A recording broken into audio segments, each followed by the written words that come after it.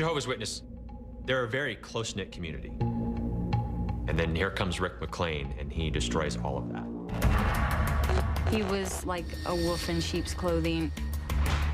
He can't turn it off. He's not going to stop.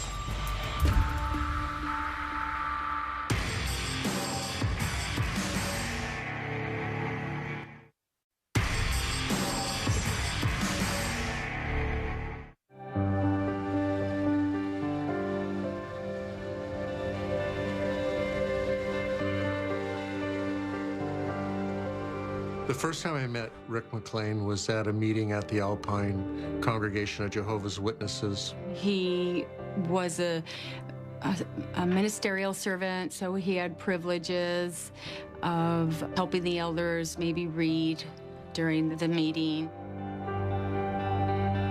I thought he was liked by everybody. He was very easygoing. I could relate with Rick because he worked on high-performance cars. And I've worked on race boats and race cars myself. And so on that level, we had a lot in common. And often, our two families would work together out in the door-to-door ministry. We started doing family things with them right after their daughter was born. They wanted to go on vacation with us in the summers. They invited us over to dinner a lot, so we ended up doing a lot of things with the McLeans. He was always wanted to do stuff with us kids, whether it be like, do you guys want to go like play games at the arcade, or do you want to go get ice cream? He was definitely respected in the church. I feel like everyone got along with him. He was definitely trusted, well-liked.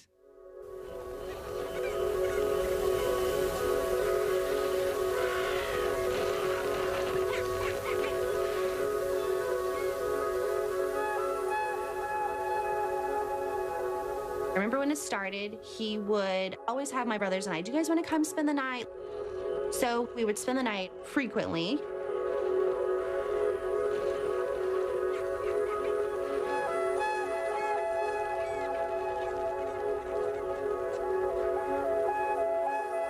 He would want to tell us like stories.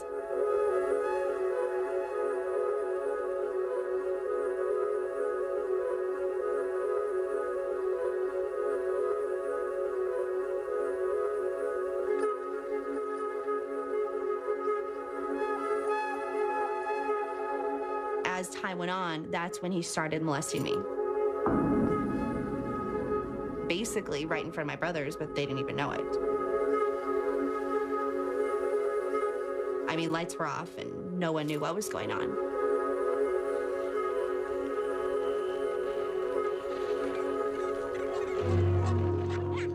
This started probably around 8. It went on for about, I would say till I was about 13. I didn't really know what to do, so I just didn't say anything.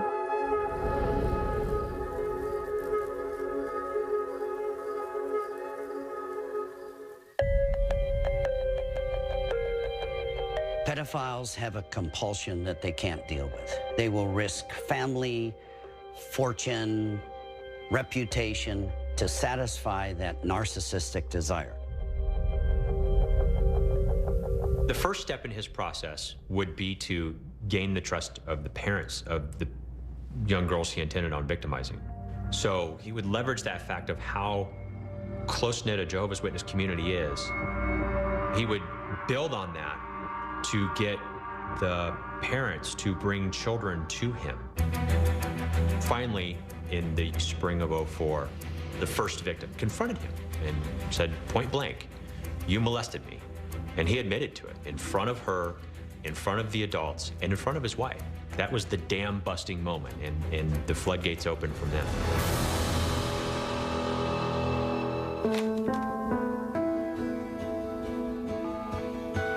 Nancy McLean called me and told me someone had come forward and told them that she had been molested by Rick.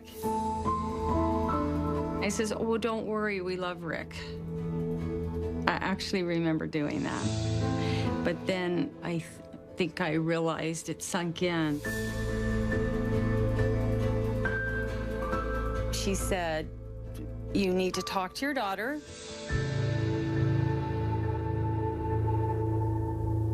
I called her up to my bedroom, and as soon as I said it, I knew that it had happened to her. I could just tell by her face, by the look on her face. So, and then I said, did anything happen to you? And she said, yes. And she started crying. It's just something that I just tried to forget about for so long. At that point, I had just like suppressed all of this. Like, you know, you block out so much. We were very angry.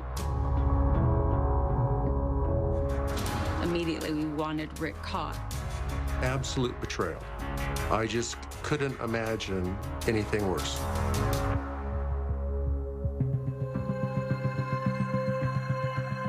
More victims started coming forward through summer of 2004. So at this point, McLean's been charged with 16 counts of sexual assault on 4 children. Rick McLean's family left him. They packed up all their stuff and moved out and left him on his own. He wrote us a letter apologizing to us and asking for us to remember the good Rick. But I really feel there was no good in him. He started liquidating his businesses, sold off race cars, sold off the properties that he owned. And I kind of believe he had a plan for a long time. He, some level, knew this day was going to come.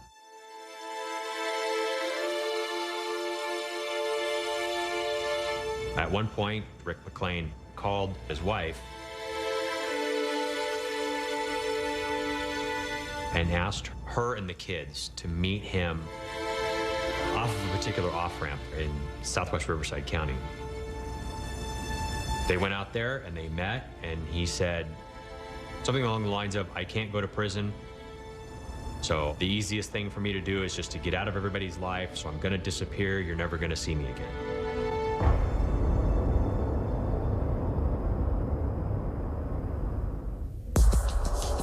They are the vampires of our children that live amongst us. We found a treasure map. I'm thinking this might be my one shot to get this guy in custody.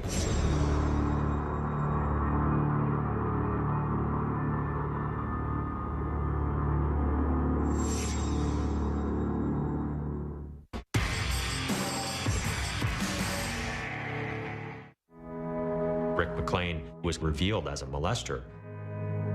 I could not believe that as hard as we had tried to give our kids a good life, that these things had happened. It destroyed my family. I mean, how would it not? Just basically because of this sick individual.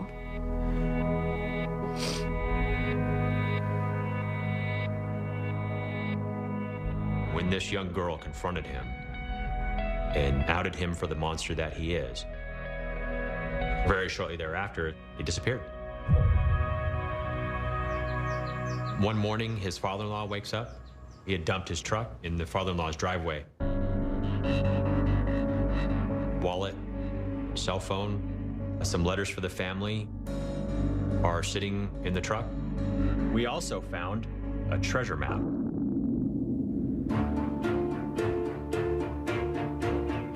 There was a schematic on it. There was instructions about where to find this buried container. And McLean wrote this cryptic note to his family. He said, if something happens to me, someone will contact you and tell you where to find the house where this treasure's buried. So on the map, there was a number, 614. We knew it was part of a house number. We weren't sure that we had the complete number.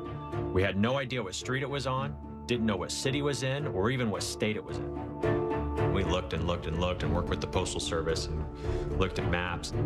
We're never able to really break the code of the map. We were analyzing his last business transactions, and we were able to account for everything except for one car. It was described as a 3/4 scale replica 1955 Chevy race car. pretty unique car. And I was actually able to backtrack all the way to the guy who originally built the cars and lives down in Florida. He calls me and says, hey, this guy over in Daytona Beach has one of these cars. So I get a hold of that guy, and he says that he bought the car from this dealership in Georgia. Well, I talked to the guy in Georgia. He bought the car from an auction in Arizona in 2005. Now I'm excited because this falls into my timeline. So I end up with this huge stack of paperwork from all of the auctions that happened in Scottsdale in 2005. Found the car, pulled the information. I didn't recognize the name, but as soon as I read the address, it was the biggest, most exciting moment of the investigation. Oh my God, I decoded the treasure map because the address was the parcel from the treasure map.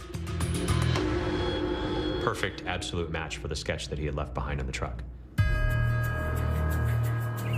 I'm thinking this might be my one shot to break this thing open and get this guy in custody. What we found was just a retired guy living by himself in this house. They showed me a picture, and they said, do you know this person? And I knew it was Mclean. A longtime neighbor brought Rick to my house, and Rick was going through a divorce. I invited Rick to stay in the spare bedroom. I didn't know he had a different side. I only feel badly that I helped perpetuate his freedom.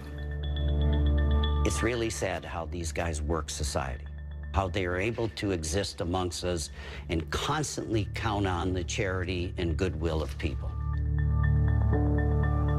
We used the map to identify the exact spot on the side of the house where Mclean had indicated on the treasure map that something was buried. We called in a special forensics team. Unfortunately, when they dug it up, there was nothing there, but there was an indentation in the ground that showed that a container had been buried there, just as he described in the treasure map. Our best guess is that he hid some money or maybe some other important documents in there to try to keep him away from law enforcement. Once he decided to leave the house where he was staying, he dug it up and took it with him.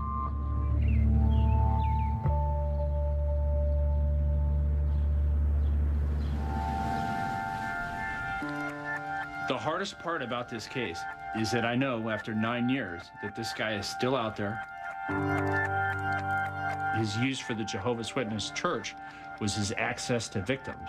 There are several other churches and organizations in the country that would take him in, that would give him similar access to victims. What most people don't understand about pedophiles is the depth of their cunning. You have to live in society while you're molesting your best friends, your neighbors, or your relatives' children. They're the vampires of our children that live amongst us. I figured they would find Rick. I didn't think it would be 10 years later. We're still wondering, you know, where is he? Are we gonna find him? We don't even know how many kids he's molested over the last however many years. Best case scenario that could happen is he's caught as soon as possible, trial, life in prison. And prison population has a way of taking care of business. Rick Mclean enjoys camping and is a fan of traditional country music. He's a night owl. If you've seen Rick Mclean or have any information as to his whereabouts, please call 1-866-THE-HUNT or go online at cnn.com/thehunt. You can remain anonymous. We'll pass your tip on to the proper authorities, and if requested, we'll not reveal your name. You know, I don't even have dreams of this. It's like the same recurring dream where he's there and I can't get help, and, you know, it would be nice just to find him so he can get what he deserves and go to jail and not hurt any more kids. I'm sure Rick Mclean is out there. I'm sure that he's got children in his crosshairs. He's not going to stop. He's out there trying to convince you to let him have your children so that he can rape them.